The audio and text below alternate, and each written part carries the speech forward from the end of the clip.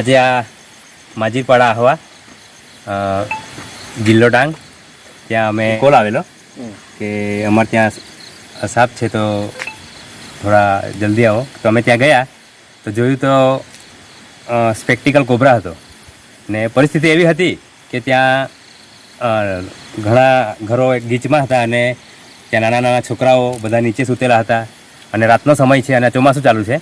તો ત્યાં જોયું તો સ્પેક્ટિકલ કોબરા.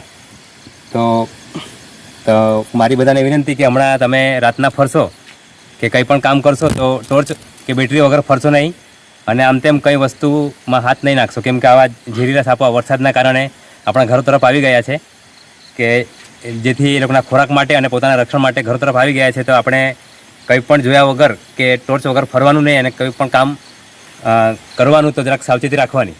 અને આવા સાપો દેખાય તો એને મારવાના નહીં, કેમ કે પોતાના રક્ષણ માટે અને પોતાના ખોરાક માટે આપણા ઘરો તરફ આવી ચડે છે.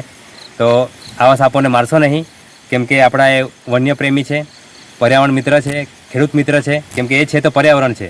જેથી આવા સાપો દેખાય તો ખાસ કરીને ફોરેસ્ટ ડિપાર્ટમેન્ટનો ક્યાં તો પછી અમારા જેવા જે વાઇલ્ડ લાઈફ રેસ્ક્યુઅર છે તો તેઓનો સંપર્ક કરીને આવા વન્યજીવોને બચાવીને એને સહી સલામત રીતે એના પર્યાવરણમાં રિલીઝ કરાવી દેવા.